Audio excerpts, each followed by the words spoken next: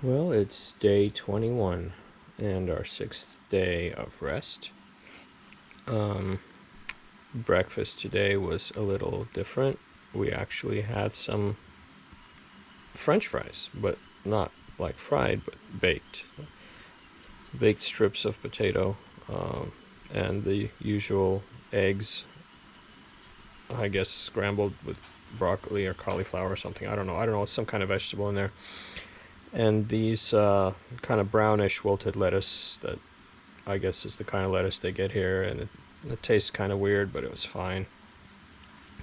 Once again, no salt, no fat, no oils. It's just a very basic diet. And what I've noticed is that there's a very low inflammatory index in the food that we eat here, because everything is so, uh, you know, basic and simple, and there's so little in the way of seasoning or frying.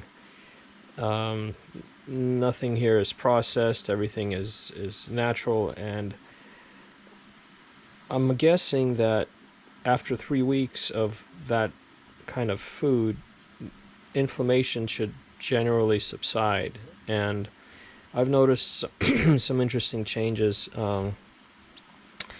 I don't feel any kind of pressure in my body. I used to have an occasional flare up where I'd have some pressure in my chest uh, from inflammation.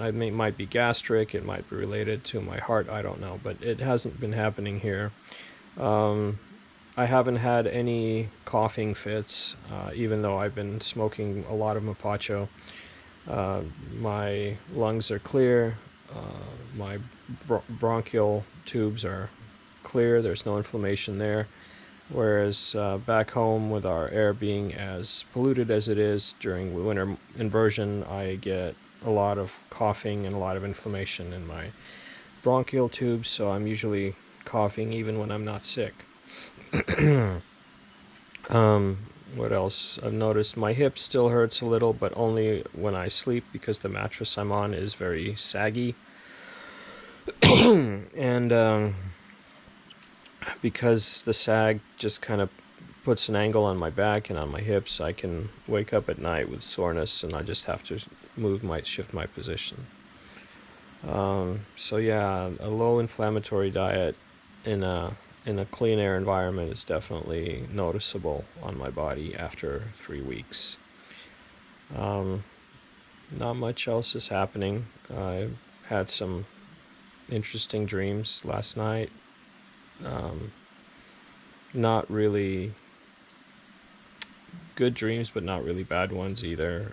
More like adventure dreams, excitement dreams, like kind of a thriller where I was kind of in it, but also directing it at the same time. So it was kind of fun. Um, and skyscrapers, office buildings. I remember 66th floor where the executives' offices were, and then somewhere in that building an adventure was happening, and someone was chasing someone, and there was like this brew, this blood of the gods that someone had to drink, and someone's like this cult was trying to prevent them from drinking it. So it was just a crazy kind of Indiana Jones meets Office Space kind of an adventure.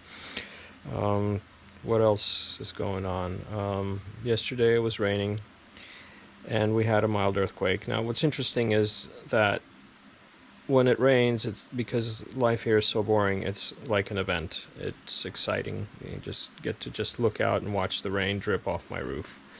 Um, the earthquake was just a jolt. That's all it was. It was not anything major. We just laying in my bed and just felt a jolt, and then nothing. So it didn't even really register until maybe a minute or two later. Um, when a bird lands on a Bobinsana tree outside of my cabin, and that's the Bobinsana tree right there.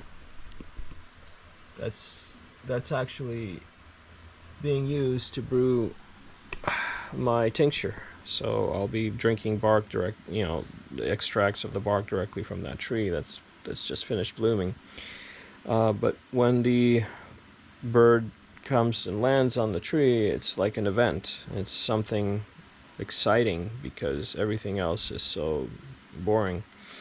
The 3 times a day that I leave my little cabin is breakfast, lunch, and chapo in the evening. And that's basically it. And so my day's activities are planned around these little events. Like after breakfast, I usually record my thoughts in this video journal that I'm keeping.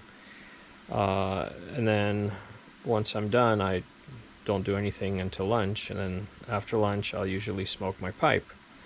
And after that, I just wait for dinner. And then after dinner, I either do hape or, light a candle and just kind of sit here, maybe play my guitar. Every morning I light a mosquito coil, and then at 6 p.m. I light another one that keeps the bugs away from the door, so when I come and go through the door they don't fly in. And that's it. Those are the highlights of my day, and I really am looking forward to having something more to do. The physical effects on my body after 3 days of diet are definitely noticeable. I have a lot less energy. Walking around feels a little hungover to me. It doesn't quite feel natural anymore. Sitting at the dining hall and eating feels strenuous. Because there's just not a lot of moving around and not a lot of food in my body. So the combination of being a little malnourished and really just out of shape physically is noticeable after 3 weeks. So I have another week or so to go. About 7 days. Actually, no, that's not true. It's the 21st, and my dieta closes on the 31st. So 10 more days. 10 more days. And in 3 days from now, when my teacher and the maestro come back, things are going to get crazy. We're going to have almost something going on almost every day, either an ayahuasca ceremony or drinking my plant in ceremonial dieta or combo. I think there's only 2 or 3 days left of rest after they get back. And so after 10 more days, I will close my dieta, and then I will start the process of rebuilding my body and regaining my strength and probably the weight that I've lost. I haven't weighed myself. I took a step on the scale on the first day that I was here, and I'll weigh myself on the way out and see what the difference is. So that's what's going on in my boring life right now.